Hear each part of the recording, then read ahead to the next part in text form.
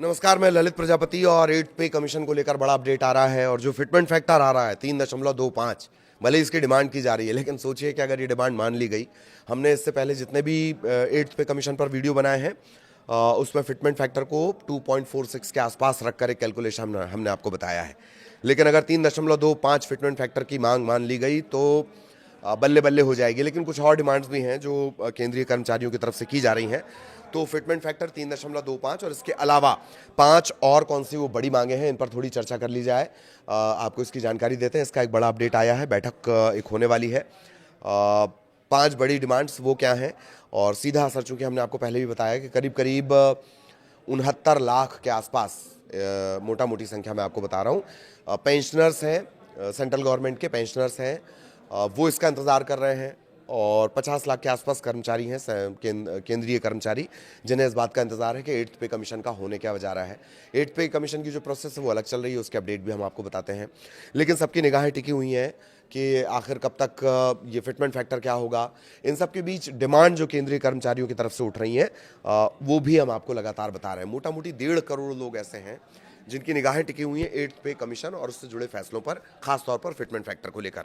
एक बात, जिज्ञासा का अंदाजा इसी बात से लगा लीजिए कि अब फ्रॉड जो हैं, जो साइबर फ्रॉड करते हैं, वो 8th पे कमीशन के नाम से एक एपी के फाइल भेज देते हैं। जैसे आप उसे व्हाट्सएप पे ओपन करने की कोशिश करेंगे तो वो आपके डाटा को चुराएगी और आपके मोबाइल को हैंग कर देगी। ये तरीका तक शुरू हो गया है। इतनी जिज्ञासा है लोगों में 8th पे कमीशन को लेकर। चलिए अब फटाफट उन 5 बड़ी डिमांड की बात कर ली जाए जो केंद्रीय कर्मचारियों की तरफ से उठाई गई है। दिल्ली में एक नेशनल काउंसिल JCM की बड़ी बैठक में कर्मचारी संगठन अपनी मांगों का पिटारा खोल सकते हैं। इनकी मांग क्या है, कर्मचारी संगठनों की मांग क्या है, इसमें फिटमेंट फैक्टर का है, पुरानी पेंशन बहाली का एक मुद्दा है। तो सबसे पहले शॉर्ट में अगर बड़ी बात कर ली जाए, प्रमुख मांगें क्या हैं। एक, फिटमेंट फैक्टर में वृद्धि की जाए, सालाना इंक्रीमेंट में बढ़ोतरी की जाए, फिक्स्ड मेडिकल अलाउंस दिया जाए और फैमिली यूनिट का विस्तार किया जाए। मतलब 3 की आप फैमिली मान रहे हैं, उसे 5 की मान लीजिए। इसको मैं अभी विस्तार से भी बताऊंगा आपको। इसके अलावा लीव इनकैशमेंट की जो सीमा है उसे बढ़ाए जाने की डिमांड की जा रही है, बार बार की जा रही है। और पुरानी पेंशन योजना, OPS, ओल्ड पेंशन स्कीम जिसे आप कहते हैं, उसकी बहाली की मांग की जा रही है। मोटा मोटी ये बड़ी डिमांड्स हैं। एक एक करके जान लेते हैं। तो सैलरी में बम्पर उछाल की तैयारी है, क्योंकि जिस तरह की डिमांड्स आ रही हैं, अगर फिटमेंट फैक्टर की मांग पूरी हो जाती है तो ये हो जाएगा 3.35 का प्रस्ताव है। एक्सपर्ट का कहना है कि अगर सरकार 3.35 का फिटमेंट फैक्टर मान लेती है तो कर्मचारियों की बेसिक सैलरी में ही जबरदस्त, बहुत जबरदस्त इजाफा होगा। इससे पहले हमने आपको 1.46, 2.46, 1.58 इसके हिसाब से कैलकुलेशन बताए हैं। लेकिन अगर 3.55 फिटमेंट फैक्टर चला गया तो ये बम्पर उछाल हो जाएगा सैलरी में। सालाना इंक्रीमेंट की डिमांड भी की जा रही है। मतलब 8th पे कमीशन शुरू हो जाएगा, DA जो बढ़ता है वो शुरू हो जाएगा, लेकिन सालाना इंक्रीमेंट की मांग की जा रही है। सालाना जो इंक्रीमेंट की दर हो वो 3% से बढ़ाकर 7% कर दी जाए, यानी 5% का इजाफा इसमें केंद्रीय कर्मचारी चाहते हैं। अभी 3% के हिसाब से सालाना रहता है, वो चाह रहे हैं कि इसे 7% कर दिया जाए। तो अगर सरकार 5 पर भी आती है, कोई नेगोशिएशन भी होता है, तो भी केंद्रीय कर्मचारियों की बल्ले बल्ले होनी है। फैमिली यूनिट एक बड़ी मांग है और ये लंबे अरसे से की जा रही है। वर्तमान में फैमिली यूनिट को 3 माना जाता है और सुझाव ये दिए गए कि अब इसे 3 की जगह, इस यूनिट को 3 की जगह 5 माना जाए। अगर इसे मान लिया जाता है तो बढ़ती महंगाई के बीच कर्मचारियों को बड़ी राहत मिलेगी। और अगर ये 3 की यूनिट 5 को यूनिट कंसिडर कर लिया जाता है फैमिली यूनिट को, तो करीब करीब 66% की बम्पर वृद्धि वेतन में होगी। OPS, हालांकि ओल्ड पेंशन स्कीम को लेकर बहुत सारे प्रदर्शन हुए, बहुत सारी बातें की गई, वापसी की बातें की गई। कई जो सरकारें हैं, विपक्ष की जो सरकारें हैं दूसरे दलों की, उन्होंने इस तरह की कोशिश की, पर यह कामयाब दरअसल हो नहीं पाया है। लेकिन मांग की जा रही है कि ओल्ड पेंशन स्कीम को, पुरानी पेंशन योजना को बहाल कर दिया जाए। लीव इनकैशमेंट एक जो बड़ा मसला है, लीव इनकैशमेंट को लेकर भी बात कही जा रही है।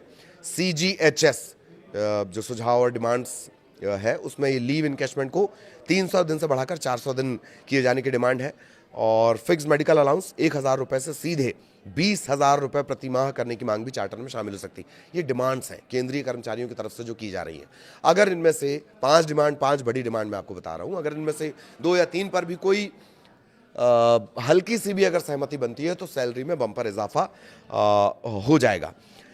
प्रमोशन की मांग की जा सकती है। 30 साल की सेवा में कम से कम 5 गारंटीड प्रमोशन दिए जाएं। लीव, ट्रैवल, कैंसेशन को कैश के रूप में दिए जाने की सुविधा की भी बात की जा रही है। और डीए को लेकर हमने आपको बताया है कि डीए होली से पहले ऐसा माना जा रहा था।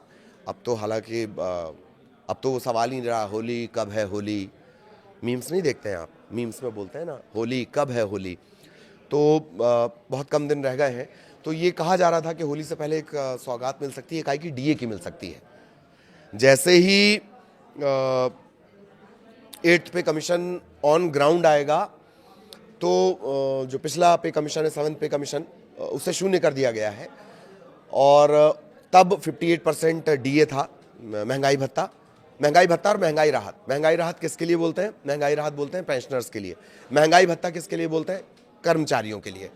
तो तब वो था 58%। 2% के इजाफे की बात की जा रही थी। और 2% का इजाफा चूंकि 2 बार ये होता है, एक इस सेशन में हो जाता है, इसके बाद एक जुलाई के सेशन में, जुलाई से दिसंबर के बीच में होता है और मार्च के आसपास होता है। तो माना यह जा रहा था कि होली के पहले ये खुशखबरी मिल सकती है। अभी होली में कुछ दिन है तो हो सकता है कि इसमें इजाफा हो जाए।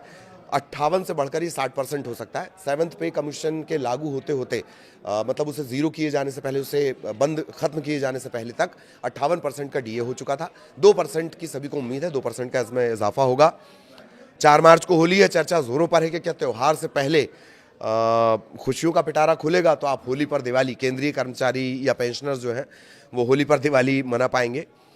तो 5 सालों का जो डीए रिवीजन का ट्रेंड है और डीए में जो बढ़ोतरी हुई है, तो मोटा मोटी ये माना जा रहा है कि 58% जो महंगाई भत्ता था वो 60% के आसपास हो सकता है। एक बात और, इस बीच एक जो बड़ा अपडेट आया है, दिसंबर 2025 के लिए all India consumer price index AICPI ये 148.2 पर रहा है। ये जो AICPI होता है, यही फैक्टर इंपॉर्टेंट होता है महंगाई भत्ता बढ़ाने के लिए। ये 148.2 रहा है, कब का? दिसंबर 2025 का।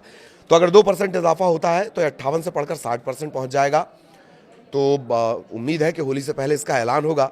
5 सालों का रिकॉर्ड देखें तो होली के शुरुआत, जब भी होली मार्च के शुरुआती दिनों में पड़ी है, सरकार ने इसका ऐलान त्यौहार के बाद ही किया है।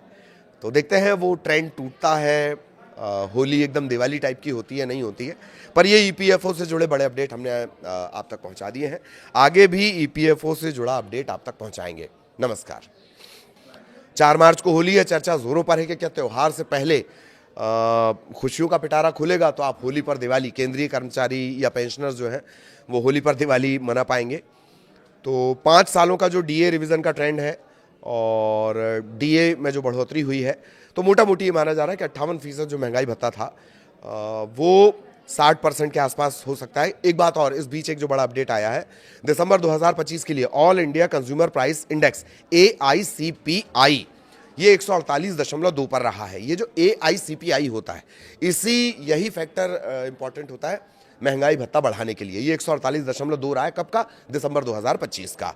तो अगर 2% इजाफा होता है तो 58 से पढ़कर 60% पहुंच जाएगा।